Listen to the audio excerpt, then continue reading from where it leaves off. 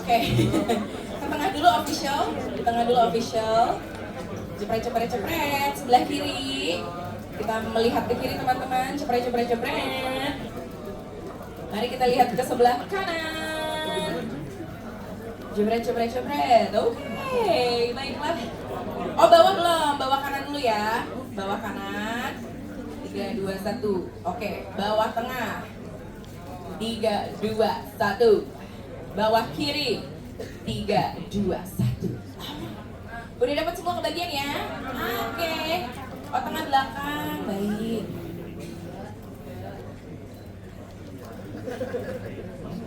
Alright, siap. Kalau begitu kita siap menduduki tempat duduk yang sudah disediakan. Silahkan teman-teman. Wow, sudah ada namanya jadi tidak akan tertukar ya. Silakan, silakan, silakan. Oke. Biar mereka duduk dulu, cari posisi enak dulu, dan aku juga tarik nafas dulu. Luar biasa sekali sore ini. Wow. Sorry banget nih, baru kali ini aku nge-MC gak siap karena bergetar seluruh tubuhku. Masih shaking tangannya. Tapi tepuk tangan sekali lagi untuk para cast dan juga filmmakers, juga original soundtrack dari Sore Istri dari Masa Depan. Oke, sore ini kita akan ngobrol-ngobrol langsung dengan mereka, dan tentunya teman-teman juga nanti dapat giliran untuk bisa bertanya, jadi jangan lupa disiapkan pertanyaannya ya. Dan kalau menonton film ini, itu teman-teman mau didadahi dulu nggak? Dadah, hai teman-teman, makasih sudah datang. Gitu, boleh kalau disapa-sapa dulu ya. Halo, halo, halo.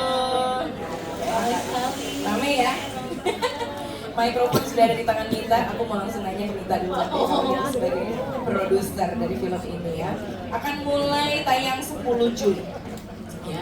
Dan baru saja kita semuanya, teman-teman media, menyaksikan betapa yang magis dan of course dengan bilang absolute cinema gitu ya. Ini jadinya absolute press conference jatuhnya, karena semuanya di sini lagi overwhelmed bareng gitu.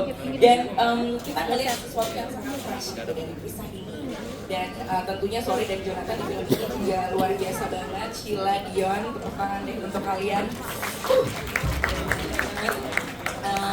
Dan apa ya, bisa dibilang ini jadi satu film Indonesia yang naik kelasnya tuh, akselerasinya tuh udah kayak naik roket gitu menurut aku. Setuju nggak teman-teman? Setuju, teman-teman juga setuju. Oke, dan gimana akhirnya sesuatu yang sangat fresh tapi juga nggak mudah dibuatnya, tapi juga at the same time rasanya tuh kelihatannya sederhana, tapi walaupun dibaliknya pasti complicated, itu akhirnya bisa terwujud jadi Sore Istri dari Masa Depan yang sekarang kita banyak tahu. Gimana perjalanannya? Ya, pertama-tama selamat sore rekan-rekan media. Terima kasih yang juga berdiri di belakang, terima kasih, ramai banget, senang banget dengan kehadiran teman-teman setelah nonton kita ngobrol sore hari ini.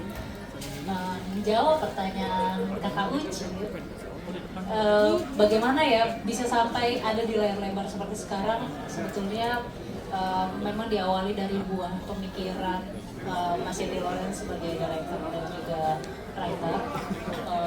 Ada sesuatu yang ingin dibicarakan kembali. Terus kemudian dalam proses setelah penulisan kita mempersiapkan film ini, kita mengumpulkan talent-talent yang sangat berbakat. Kita punya Gio Miyoko, kita punya Sutradara, dan juga banyak sekali Expodi. Terus kemudian semakin genap dengan kehadiran musik dari Pak Sofyan dan juga teman-teman Nada Suara dan ada Silon Seven.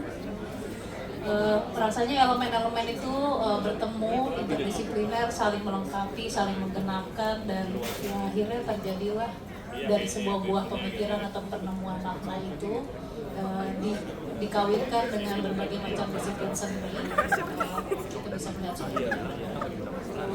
Itu tadi ya, jadi emang semuanya digabung menjadi satu, diramu jadi satu kesatuan, dan itulah tadi pengalaman yang kita alami bareng-bareng teman-teman. Luar biasa banget pengalamannya, dan benar dibilang dari apa ya, sesuatu yang emang pencarian maknanya sudah ada dari lama gitu kan, tapi berjalan terus seiring dengan berjalan waktu sampai juga ada sentuhan-sentuhan pembaruan seperti teman-teman yang baru bergabung di versi layar lebarnya ini bikin semuanya jadi terasa fresh banget.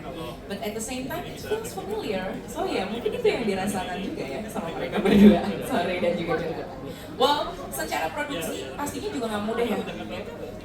Boleh nggak sih diceritain sedikit sebenarnya kayak produksinya ini sangat berat sekali atau ada bagian-bagian tertentu yang kayak apa ya, hanya ditemukan keseruannya di produksi ini gitu. Karena kan syutingnya juga di Kroasia dan Finlandia kan, jadi pastinya juga nggak mudah.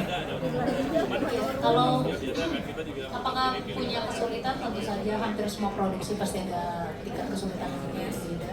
Ada perbedaan budaya, bahasa, karena kita bekerjasama dengan pemain dan juga kru dari Kroasia dan Finlandia, jadi kita terjadi adaptasi di situ.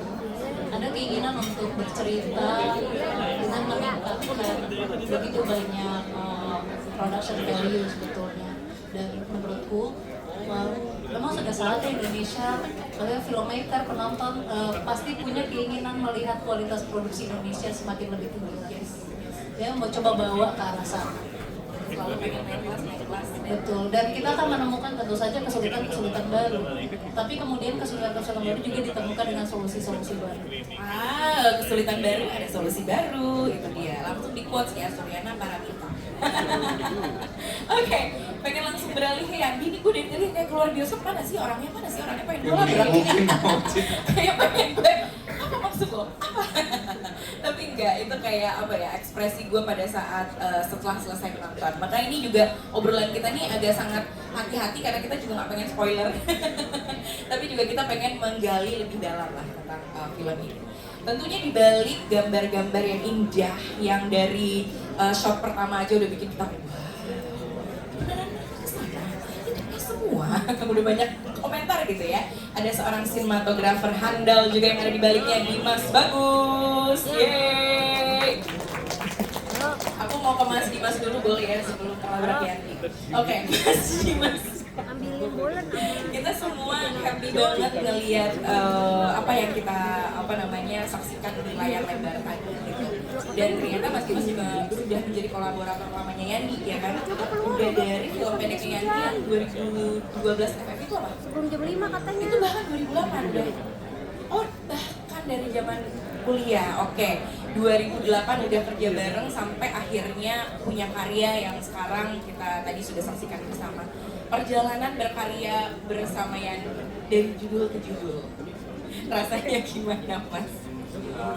Halo teman-teman, aku Dimas Bagus. Di film Sore ini aku sebagai direktur fotografi. Aku berkarya sama Yandi sebenarnya dari semester 1. Iya. Sorry banget, semester 1 tuh baru lulus SMA ya, Stan? Iya. Ya, oke. Kita sebenarnya bisa dibilang bertumbuh bersama, sama-sama belajar, sama-sama mengerti bagaimana kolaborasi antara sutradara dan DOP, sampai akhirnya kita belajar hidup tentang apa itu mana, apa itu empati, apa itu kemanusiaan, apa itu romantisme, apa itu konflik, yang mana Yandi selain sutradara, kalau aku melihatnya Yandi itu juga tempat cerita gitu. Jadi semua yang kita pelajari dalam hidup coba kita tuangkan ke dalam karya-karya kita. Iya. Semuanya tuh benar-benar bertumbuh barengan dan akhirnya mungkin itu kali ya yang membuat karya yang sekarang ini udah gak terasa, karena kalian berdua juga sudah emang ngebangun bondingnya itu udah dari lama dan bukan hal yang dibuat-buat, it's something beneran ditumbuhkan oleh kalian berdua dan bagaimana. Oh, that's lovely. The bromance juga di sini. Kalau boleh nambahin juga, Yes. sebenarnya momen ini tuh emosional banget buat aku. Ini pertama kali aku diajak Yandi untuk duduk ikut press conference terus di depan teman-teman media sebanyak ini. Iya. Ya, terima kasih Yandi, terima kasih Mita udah percaya sama aku untuk sampai hari ini. Siap, terima kasih banyak Mas Dimas, congrats once again, karyanya luar biasa banget. Oke, mari kita langsung menuju ke Yandi Lawrence. Yandi, Mau disapa dulu persona atau teman? Selamat sore teman-teman media semuanya, makasih banget yang bahkan sampai belakang dan sampai di mana masih stay buat ngobrol-ngobrol sama filmnya. Thank you banget, senang banget dari hati yang terdalam teman-teman mau datang nonton film. Yes, of course. Terima kasih juga Yandi sudah memberikan kita satu pengalaman yang luar biasa sore ini. Yandi Lawrence, first of all, gue mau bilang selamat dulu buat lo. Personally ini luar biasa banget dan satu kata buat film ini pada saat nonton itu gue cuma mengeluarkan satu kata ini diulang-ulang, terdiri dari 5 huruf. Buset. Gue gini, baru gambar buset. Buset lo. Jadi segitu takjubnya kita ngelihatnya dan segitu terbawanya kita dengan karya yang kayaknya di crafting dengan sangat mindful, tapi ada gila-gilanya sedikit.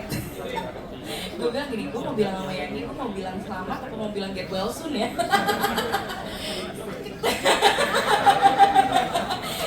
Ada nggak sih kata-kata positif dari kata psycho gitu? Ada nggak? Pengen tahu deh, kalau ada tolong. So ya Yandi, sekali lagi selamat dan kita tadi udah sama-sama menikmati gimana sih kok bisa gitu akhirnya sampai mendapatkan final cerita dan kemasan yang tepat untuk sore yang mana sebenarnya cerita ini sudah lu punya dari lama ya. Boleh diceritain? Halo, buat sore dulu masanya masih pacaran dengan istriku yang sekarang kita udah nikah, udah punya 2 anak. Dan sore adalah cerita romance pertama. Jadi dari lulus kan taunya bikin drama keluarga. Ya baca-baca lah buku tentang pernikahan, terus ngerti ide dalam relasi itu bicara tentang penerimaan. Udah coba bicarakan, tapi setelah saya menikah dalam 6 tahun punya 2 anak, mengalami dan merasakan sendiri dicintai dalam pernikahan itu, dan merenung-merenung pandemi juga mungkin membantu perenungan itu ya. Ide pertama untuk buat filmnya lagi 2020 waktu pandemi. Saya merasa kenapa pernikahan itu indah sekali karena ada yang bilang marriage itu exposing masa kecil kita yang belum usai gitu, dan diri kita yang belum selesai bertumbuh. Karena pernikahan itu berjalan karena 2 orang saling berjanji untuk setia sampai akhir. Ketika kita vulnerable dan terekspos apa yang belum usai itu, tidak ada penghakiman di dalamnya gitu, tidak ada penolakan, yang ada penerimaan, cinta tanpa syarat dan kesempatan untuk bertumbuh. Nah, karena saya produk dari cinta tanpa syarat seperti itu, saya merasa sepertinya harus menceritakan ini sekali lagi ke dalam bentuk film. Itu yang mendorong bentuk ceritanya berubah sejauh yang tadi teman-teman nonton, mencoba mengekspresikan kira-kira rasanya disayang sebesar ini tanpa syarat kalau jadi film kira-kira segini. Dan mungkin itu yang akhirnya menyentuh banyak hati semua yang nonton ya. Tepuk tangan dong, boleh dong. Yandi Lawrence gila. Ingat ya, ingat ya. Tugas kita hari ini adalah mencari kata positif dari psycho. Well, jadi tapi kalau dari dari esensinya mungkin kita bisa merasakan itu semua dari banyak banget yang ditampilkan, mau dari ceritanya, mau bentuk karakternya, dan juga gambar-gambar yang akhirnya didiskusikan juga dengan Mas Dimas gitu ya untuk dipilih dan ditayangkan. Tapi tentang konsep perempuan datang dari masa depan gitu ya, mau ngubah pasangannya, itu kan sebenarnya kayak suka ada ya di kepala kita gitu sebagai pasangan gitu ya. Gue pengen banget nih kalau dia bisa gini, bisa gitu. Jadi itu sesuatu yang sangat amat dekat, sangat manusiawi dan real gitu. Human experience yang real. Tapi kemudian di cerita ini ada sisi-sisi fantasi yang tadi, ya kan, psycho positif itu gitu. Nah itu gimana cara masukin unsurnya dan gimana lo menemukan bagian-bagian? Saya bagus. Saya selalu percaya nonton film rasanya kayak sebuah perjalanan. Dan yang menarik dari kemungkinan fantasi kan, time travel kan fantasi. Kalau kita duduk ngobrol aja, kita bicara sama teman kan what if itu kita berkhayal. Mungkin yang paling menarik dari menonton sesuatu yang kita sebut fantasi gitu ya, dia time travel, itu adalah perjalanan yang jauh sekali. Kita bisa membayangkan naik kapal selam ke pulau Atlantis yang hilang atau pergi ke ujung galaksi gitu. Tapi yang menarik dari perjalanan nonton film fantasi seperti itu ternyata perjalanan jauh itu ternyata membuat kita mengerti sesuatu tentang rumah kita sendiri. Jadi dia menarik sekali, menggoda sekali, perjalanannya tidak pernah ada sebelumnya. Tapi di ujung perjalanan, waktu kita pulang, kita bawa kedalaman dan perspektif baru tentang rumah kita gitu. Dan itu rasanya sangat berbeda. Sheila juga udah. Sheila tenang, abis ini giliran kamu biasa. Wow, wow. Kira-kira. Setiap kutipan-kutipan yang di hari ini akan dijadikan buku puisi tersendiri, teman-teman. Kayaknya bisa. Ada jawabnya biasa sih. Enggak apa-apa. Oke. Diekspresin aja. Baik. Kita semua terima kamu apa adanya. Karena tadi ya kan unconditional love ya. Karena tadi pada saat nonton juga ya itu tadi dibilang bahwa ada kayak misteri-misteri tempat-tempat yang kita belum pernah gapai, be it di luar kehidupan kita atau di dalam diri kita sendiri. Ada momen-momen dimana nonton film itu rasanya kayak gini nggak sih teman-teman? Kayak kita pengen tahu ini tuh kayak gara-gara ini deh. Kita kan sering banget nebak-nebak gitu ya. Tapi karena tadi saking lelahnya menebak-nebak, di tengah-tengah tuh dia, udah terserah ya dia aja. Nonton aja udah. Nggak tahu deh terserah. Tapi once again thank you so much udah memberikan pengalaman itu dibagi sama kita semuanya di sini.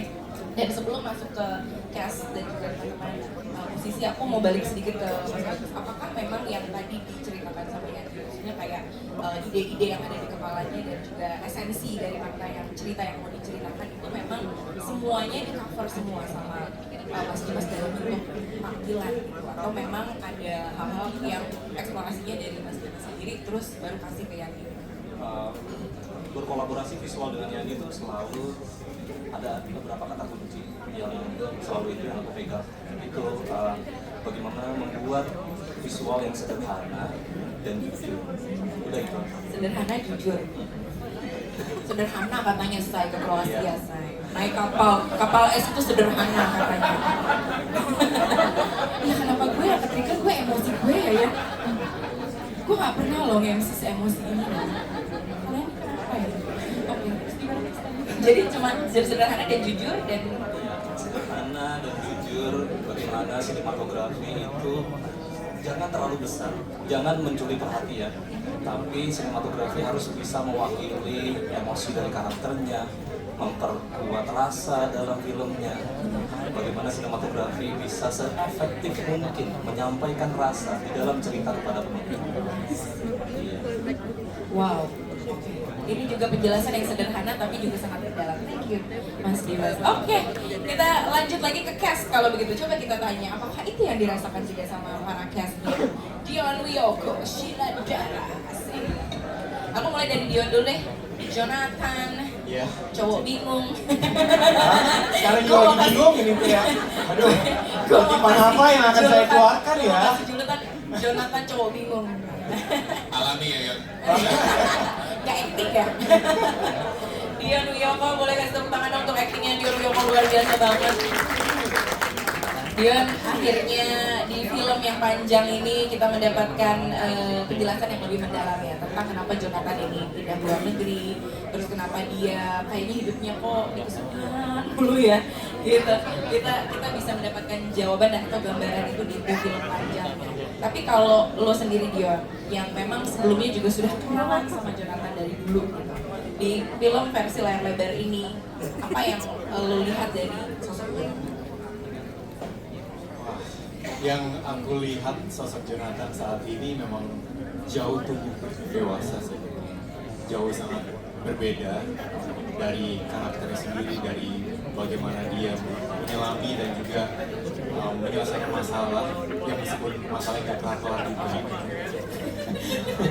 Yang selalu bingung dan akhirnya tinggal sendiri. Tapi bisa aku bilang memang Jonathan 2017 sama 2025 ini jauh sangat berbeda gitu, dan itu yang membuat aku rasanya mempunyai tantangan tersendiri dan juga sangat sulit ya waktu diberikan skrip pertama kali sama Yandi, membacanya aja kayaknya sekali belum beres kayak gimana sih Yan, gimana ya nah? Kayak bingung deh gimana sih coba ini wah ya gitu-gitu tuh. Ternyata sampai preskon Iya. premier juga masih bingung. Iya sih bingung. Jadi Ternyata memang itu bagian dari karakter yang mau kasih lo Iya, bikin bingung sama dia. betul. Jadi ya sampai akhirnya memang diskusi itu cukup panjang sekali dan ya rasanya tuh banyak sekali tantangan-tantangan di emosi, rasa, terus juga adegannya seperti apa, bentuknya seperti apa, dan rasanya tuh memang benar-benar waktu melihat hasil akhir filmnya itu rasanya kayak wow, saya sendiri terkesima ya sama kok nyampenya sampai sini ya. Perasaan kemarin mau ke Duku Atas tapi kok nyampe Tamrin ya ternyata. Mohon maaf, nyampe Kroasia Pak. Oh. Iya. Gitu rasanya ya. Jadi emang apa namanya, it's a mind blowing. Mohon maaf jangan ekspektasi jangan terlalu tinggi ke saya jawabannya. Menghibur kan? Jonathan ya, bingung aja. Tapi berarti experience itu ya experience mind blowing itu juga dirasakan sama Kesti sendiri. Banget sih, banget. Apalagi memang udah lihat hasil akhirnya seperti itu dan rasanya yang kita rasakan itu ternyata wow, bukan bias, tapi kita pun juga sebagai aktornya pun sebagai pemainnya wah nyampe banget sih. Sejauh ini yang paling jauh. Lumayan. Sejauh ini yang paling jauh. Bisa dijadikan judul. Oke, tapi di sini juga Jonathan kelihatan dengan karya-karya fotografinya, karakter ini. Nah buat Dion sendiri, lo kayaknya dapat peran fotografer udah berapa kali ya dia? Benar. Ya kan? Iya. Just sekali ini kan. Dari karya-karya yang dimunculkan gitu dan ceritanya itu adalah karyanya Jonathan. Yang mana yang paling berkesan ataupun juga punya makna khusus buat Dion Syarifudin?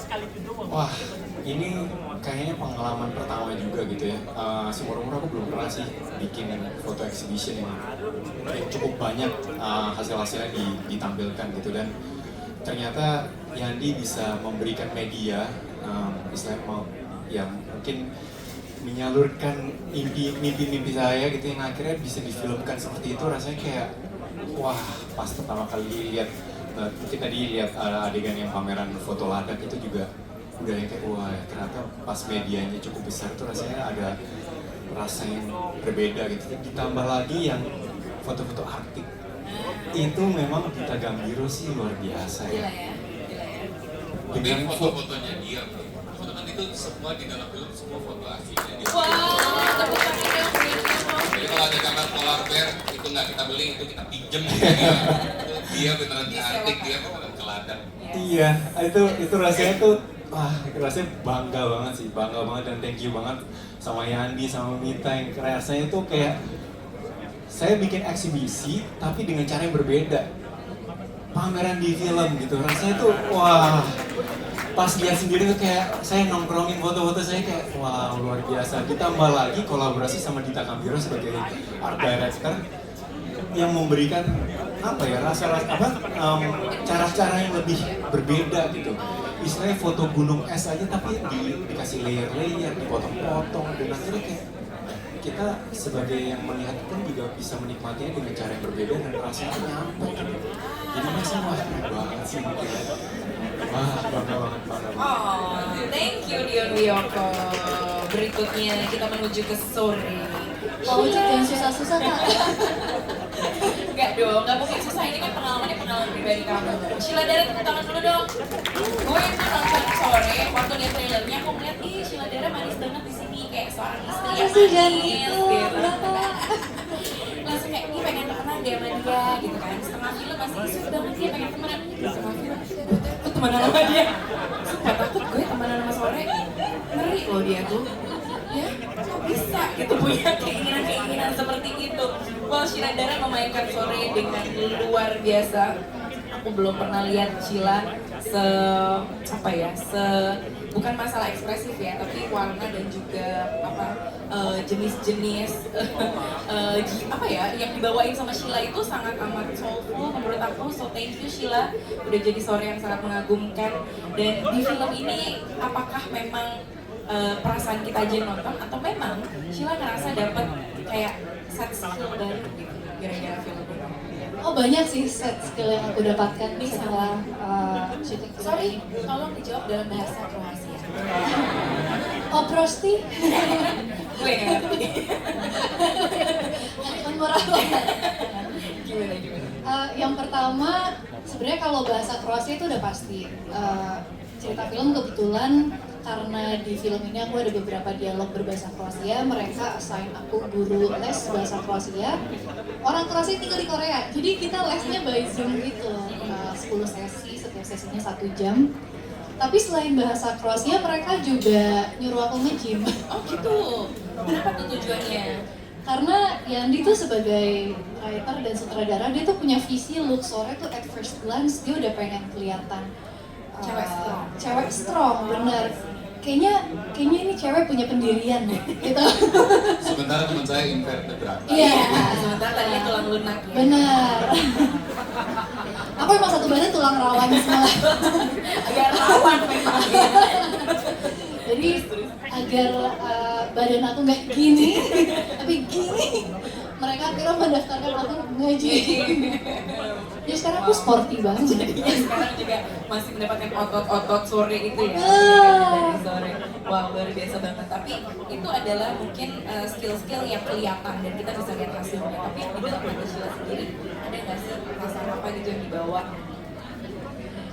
Rasanya sih sebenarnya dari baca skrip, dari syuting, ada satu yang tiba-tiba bikin aku jadi ngerasa ya pun grateful banget ya. Itu adalah waktu setiap orang-orang terdekat aku tuh setiap hari bisa punya kesempatan untuk bilang good morning, selamat pagi gitu sama aku. Karena di balik keceriaan good morning itu kita tuh nggak pernah tahu sebenarnya beban yang mereka gendong tuh apa sih. Jadi itu sih kayaknya syuting sore ini bikin aku merasa grateful. Lebih empati juga berarti ya sama diri sendiri. Oke, Sheila Dara tepuk tangan dong. Tapi ini main sama Dion kan udah berapa karakter bareng kan jadi pasangan. Nah kalau menurut kamu perbedaannya apa nih? Maksudnya Sore dan Jonathan sendiri kamu melihatnya gimana? Sebenarnya yang menarik tuh kita sering banget dipasangin, kayaknya sekarang udah 8 kali kali ya. Ini proyek kita ke-8 kalau aku nggak salah. Tapi setiap proyeknya, apalagi ketika sama Yandi, iya kita jadi pasangan tapi selalu dinamikanya tuh beda-beda. Bahkan di Jatuh Cinta seperti di film-film sama Sore kita sama-sama jadi suami istri, tapi dinamika hubungannya tuh beda banget. Di sini aku merasa hubungan Sore dan Jonathan itu lebih dewasa, banyak sekali kesempatan berkomunikasi juga antara Sore dan Jonathan, banyak dialog-dialog yang terjadi. Dan rasanya setiap dialog yang terlempar antara Sore dan Jonathan tuh selain memperkaya karakternya juga kayaknya ada deh dikit-dikit impact ke diri kita juga secara personal. Oh, jadi ada akhirnya kedalaman dari hubungan Jonathan dan juga Sore yang akhirnya bikin belajar tentang relationship buat pribadi gitu ya. Tapi syuting sama Yandi selalu kayak gitu sih, kayak terapi. Gue baru mau ngomong, sebenarnya terapi keliling tau. Oke, thank you Sheila. Alright, kita masuk ke musik ya teman-teman ya. Asik banget nih dibikin bergetar hati kita lewat musik-musik yang dimunculkan. Mas Aditya Sofyan. Selamat sore. Selamat sore. Lagunya yang ada menjadi original soundtrack di film ini ada Gates dan Forget Jakarta. Dan yang Forget Jakartanya tuh di apa namanya aransemen ulang kan ya? Lagu ini? Atau Kita bikin khusus. dibikin khusus. Mantap sekali. That's why semua rasanya kayaknya ngeblend banget gitu kayak kawin. Kemarin tadi kalau Mas Dimas bilang pernah ikut preskon, apalagi saya Mas. Baru ini. Mohon maaf soalnya pemainnya cuma 2 orang. Kalau nggak sepi banget kayak di Kroasia, kayak di Zagreb. Sepi ya. Sepi. Kalau enggak ya. Oke, so pengalamannya gimana nih akhirnya terlibat untuk mengisi original soundtrack dari film ini? Ya, kebetulan sudah beberapa kali lagu yang aku buat ada di film layar lebar. Cuman ya seperti itu, Mas lagunya dipakai gitu ya, udah gitu. They probably gonna stitch it up to the visual seperti biasa kan. Nah, ini pertama kali itu yang apa istilahnya nggak cuman sekedar di lem ada adegan terus di belakang soundtrack gitu. Aku pikir kan semua ya gitu ya. Cuman rasanya ini setelah nonton ini kayak bentar-bentar ini enggak, musik itu tidak cuma dijadikan gua main lu duduk di belakangnya, enggak, lu ikut main ke depan sini. Itu yang bikin oh gini ya. Apalagi itu kebetulan musik yang aku buat ada di awal film dan lumayan, itu juga aku merasa terhormat sekali, jadi merasa nganterin banget film ini mulai gitu. Lalu apa istilahnya itu jadi pertama kali ini film musik juga ikut berperan sebagai kurang lebih aktor pendukung ya. Dan ada di film ini ada bagian-bagiannya seperti buku, itu juga sudah diperhatikan. Saya juga sempat ngomong sama Mas Yandi bahwa lagu ini tuh ada time code-nya ya Mas Yandi. Jadi lirik ini ada scene-nya ini tuh udah pas, memang sudah tailor made. Apalagi saya lebih merasa bahwa musik tidak menjadi sekedar soundtrack di film ini. Setelah musiknya teman-teman Bara Suara ada di bagian belakang ketika konflik film mulai, itu benar-benar perhatikan lagu itu dibedah, dipisah-pisah, tracknya dibuat, waduh, benar-benar memang musik jadi sangat berperan sekali di film ini. That's why itu dia rasanya sangat. Ini juga masih bengong ikutan, kenapa itu respon ya? Dibilangin orang kasih Iya, cuma makanya. 2. Well, tapi luar biasa banget Mas Aditya Sofyan, kita kasih tepuk tangan sekali lagi untuk 2 lagunya yang indah sekali.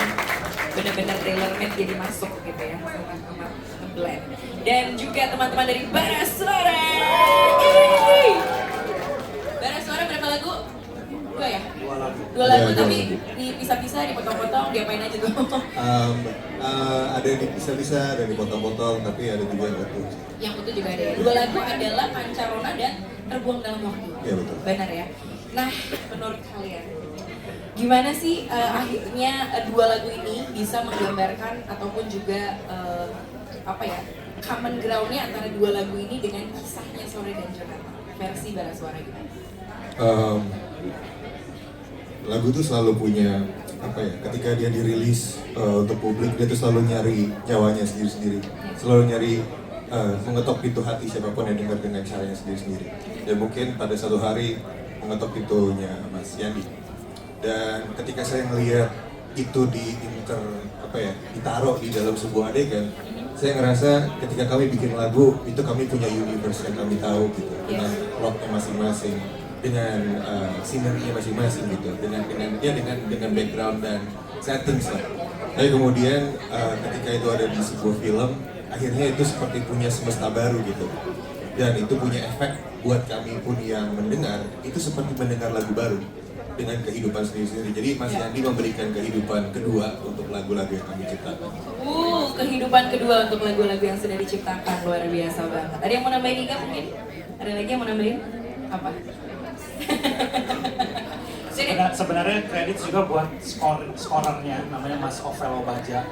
Jadi saya kan dapat privilege nonton sebelum final product, dan waktu itu diskusi juga sama skorernya, Mas Ovel bilang gimana kalau lagu Terbuang Dalam Waktu jadi scoringnya juga sedikit. Jadi itu kan sebuah hal spesial, maksudnya kita bikin lagu ini, kita juga mikir akan jadi soundtrack sebuah film. Dan Mas Ovel bertanya kalau melodi lagunya dipakai bisa nggak ya jadi scoring juga. Menarik ya, akhirnya kita diskusi juga sama Mbak Mita, sama Putih juga. Ternyata pas ditaruh di momen-momen tertentu yang bukan master aslinya, itu jadi kayak iya bisa begini gitu. Kan kita nanya ke Mas Yandi kan kenapa memutuskan ini, akhirnya jadi ada scoringnya. Ternyata itu kayak jadi theme songnya juga si Sore ini, dan yang seperti yang Mas Adit juga bilang kayak bukan sekedar ini ya, bukan sekedar musik tempelan tanda petik, tapi emang musik itu jadi ikut terlibat penuh arti di dalam sebuah film ini gitu. Dan seperti yang Ika bilang juga, kita kayak ngeliat lagu kita bisa kayak gini ya gitu. Dan juga cukup spesial karena dari Bara Suara kita ngasih serpihan-serpihan dari Terbuang Dalam Waktu. Jadi nggak cuma satu audio full, jadi tapi dari request dari Cerita Film boleh nggak Pak minta istilah tanda petik stems-nya. Jadi ada orkestra di aslinya bisa muncul di filmnya, ada gitar aslinya bisa muncul, ada vokalnya doang, bahkan ada drumnya juga. Tapi ada spoiler dikit sih. Itu sih Mbak Uci. Wow, terima kasih banyak Bara Suara, luar biasa banget. Gila, sampai dipretelin lagu orang, yang bener aja lo Yandi. Oke, baiklah kalau begitu. Pertanyaan dari aku segitu dulu. Sekarang aku mau berikan waktu untuk teman-teman yang kayaknya udah gak sabar juga untuk tanya. Yes, oke. Silakan angkat tangannya yang mau bertanya, nanti disamperin sama Kak Bubu dengan baju Niki. Oh, ada. Oke, boleh mikrofonnya dibantu.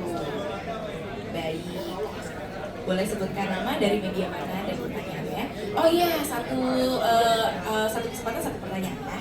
Jadi dipilih pertanyaan yang paling bikin penasaran dan ditanyain satu. Oke, silakan. Oke. Pertanyaan yang paling bikin penasaran, kakak. Oke, Shirley.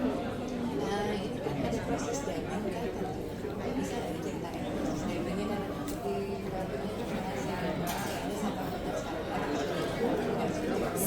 Oke, terima kasih. Silakan, silakan. Untungnya untuk bahasa Kroasia nggak ada proses dubbingnya sih. Mantap. Semua onset. Keren. Nggak, kayaknya kalau aku ngulang lagi juga sulit. Oke, thank you ya. Gitu. Untuk proses dubbing cukup singkat waktu itu. Yang kita dubbing itu VO yang di depan film ya. Kalimat sakralnya sore, oh enggak, apa senja itu menyenangkan. Itu di dubbing. Dan prosesnya cukup panjang sebenarnya untuk dubbing itu juga karena mendapatkan nyawa yang diinginkan, dan itu juga cukup sulit buat aku. Ditambah memang yang agak sulit adalah sore itu pitch-nya lebih rendah dari tone suara aku yang biasa. Kalau aku kan rada cipmak ya. Kalau sore kan kayak Berat. Ini dia ada wibawanya deh. Karena dia nge-gym itu tadi. Karena dia nge-gym. Cocok. Jadi akhirnya nyari ya, berarti Sheila juga ikut nyari Iya. tone yang tepat untuk sore itu kayak gimana, dan itu yang selalu dipakai. Oke, itu aja. Terjawab pertanyaannya ya. Oke, terima kasih. Next. Oke, Bu akan berkeliling, silakan. Yang mana Bu? Oke. Nah.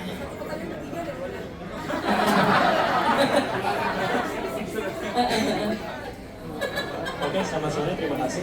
Nama saya Ilham dari Cinema Fans. Yes.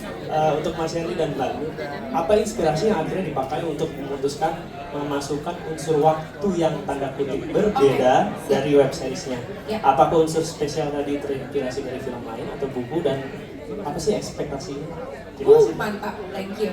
Terima kasih Mas. Silakan, Nita, Yandi, mau siapa duluan? Yandi duluan. Oke, Yandi. Waktunya 30 detik. Ya lo harus bermain dengan waktu ya. Silakan ya.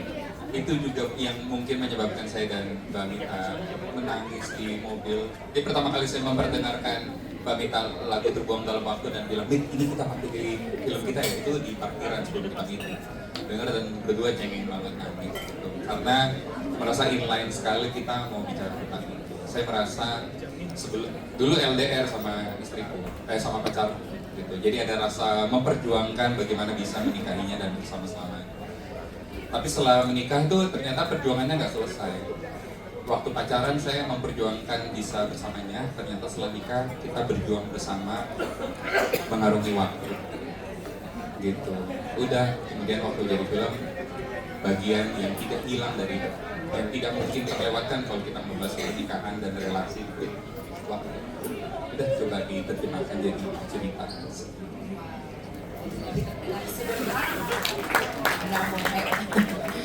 Namun eksplorasinya luar biasa. Jangan lupa buku puisi yang di Lawrence. Oke, gimana? Mbak Mita. Silakan Mbak Mita yang ditambahin. Copy paste. Mbak Mita retweet. Ya, lebih tepatnya memang sempat ada memang mempertanyakan sore itu melawan apa sih? Maksudnya kalau kita mau bicara soal kita tuh sedang menjalani apa gitu, itu bisa kita. Ya, yang kita lewati adalah salah satu itu masuk dan akhirnya ada Terbuang Dalam Waktu juga. Jadi fun fact, jadi senang banget driving, senang banget nyetir, karena ketika dia nyetir dia punya sambil dengerin musik lagu kenceng gitu, dia mulai kepikiran banyak sekali adegan gitu. Buat film yang mana nggak tahu, adegannya dulu aja. Nah, salah satu triknya kemudian adalah dia ngajak saya kayak, "Mit, dengerin lagu ini." terus dia cerita dia pitching sebenarnya. Gimana? Oke bukan lagunya. Saya udah nangis, aduh bagus banget lagi. Gitu dan ya. Ini invoice-nya. Nangisnya double, langsung nangis. Boleh ada di filmnya, Mit. Punya playlist sendiri. Bara Suara dan Aditya Sofyan adalah musisi yang paling banyak lagunya di dalam playlist itu, gitu karena mengiringi banyak sekali proses development, punya perasaan-perasaan yang ketemu antara musik dan cerita. Right. Terjawab pertanyaannya ya Mas? Oke, terima kasih. Oke, pertanyaan berikutnya. Terakhir ya, ini kita keterbatasan waktu nih kebetulan. Tapi habis ini tenang, akan ada doorstop interview, jadi teman-teman bisa lanjut setelah Mas kita. Oke, silakan. Ya. Perkenalkan, saya Givari, saya dari Media Selektif. Selama nonton, ada 2 aktor yang mencuri perhatian saya, yaitu yang memerankan Carlo dan Elsa, yang kebetulan keduanya orang Kroasia, if I'm wrong. Kemudian setelah nonton, saya iseng buka IMDb film ini, cari tahu mereka siapa namanya. Ternyata mereka itu aktor Kroasia yang cukup besar. Bahkan salah satu tahun kemarin ada di film yang dapat nominasi Oscar. Pertanyaan saya, bagaimana Mas Yandi dan tim approach aktor-aktor tersebut untuk main film Indonesia ini? Terima kasih. Terima kasih. Masuk. Iya, jadi kita kerjasama sama salah satu produser di Kroasia namanya Spomenka Saraga. Bisa dibilang salah satu produser yang sangat senior dan sangat support sama kita. Waktu dia pelajari tentang naskahnya, kemudian dia lihat pemain sore itu siapa aja, dia cek Sheila dan Dion, kemudian dia lihat filmografinya Yandi, dia merasa bahwa oh ini adalah nama-nama besar, bahkan IP sore dari masa depan pun udah banyak sekali dikenal. Ada keinginan Spomenka untuk juga menawarkan beberapa nama-nama aktor yang juga punya kredibilitas tinggi, punya pengalaman jam terbang. Ya, kalau ditanya gimana cara approach-nya, awalnya kita sendiri juga kayak ngerasa masa sih gitu. Karena besar banget aktor yang mereka pernah udah syuting di beberapa judul sampai di Hollywood juga. Ternyata ketika ngobrol, diskusinya sederhana sekali, menghubungi Goran dan video call gitu. Dan kayak ngobrol teman aja gitu, dia udah baca cerita, jadi sebelum ngobrol sama saya dia udah baca skripnya dan dia suka, dan udah nggak pakai banyak sekali pertanyaan, dia langsung mau dan udah langsung saya teruskan ke Yandi. Terjadilah proses reading gitu, saling berbagi statement dari film itu sendiri gitu. Dan juga ketemu Sheila dan dia. Begitupun juga dengan Lara Nikish gitu. Tapi terlepas dari 2 aktor itu, sebetulnya semua aktor Kroasia yang tampil di layar itu adalah aktor-aktor senior yang sangat ketika kita datang sangat suportif gitu. Tidak ada jurang nanti gaya syuting kita gini gitu, nggak ada.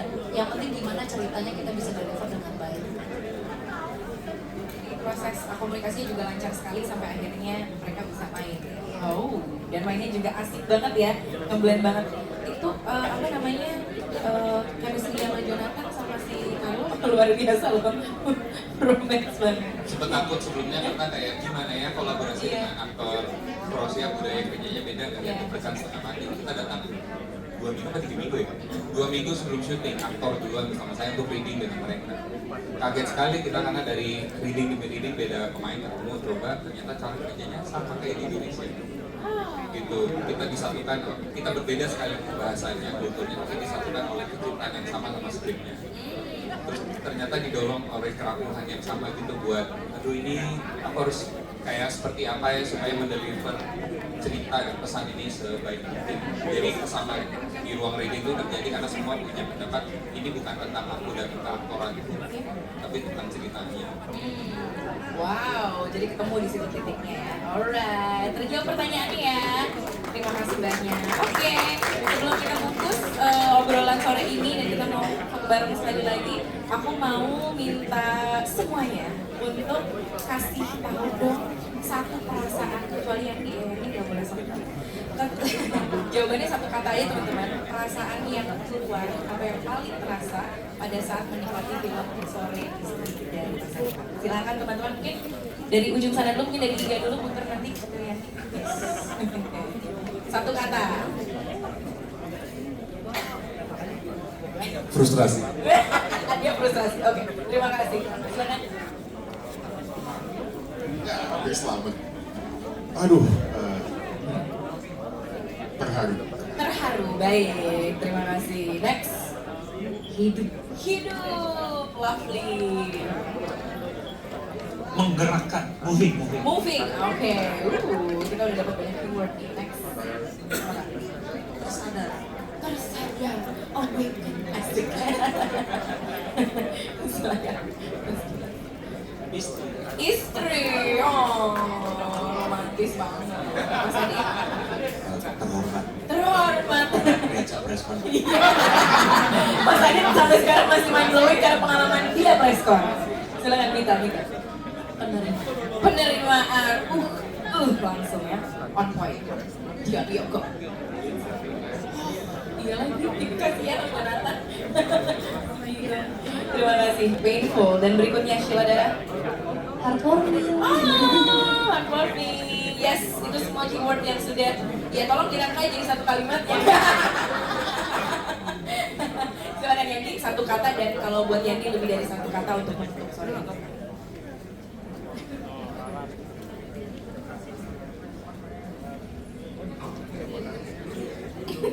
Iya. Dia lagi ngejahit kata-kata yang tadi. Iya, saya bingung apa ini menutupnya ya. Oke. Nonton Sore itu adalah pengalaman merasakan dicintai tanpa syarat. Dicintai tanpa syarat. Itu aja? Ya, Itu aja? ya. Ada ajakan untuk penonton atau teman-teman untuk memberitakan? Silakan. Salah satu resiko yang akhirnya kita berani pilih bersama Bang seluruh tim adalah gimana ya supaya penonton mengalami pengalaman yang tadi di greeting depan juga dibilang gitu ya, nontonnya itu nggak ada ekspektasi atau plotnya. Akhirnya kita memilih bikin trailer yang sangat berbahaya.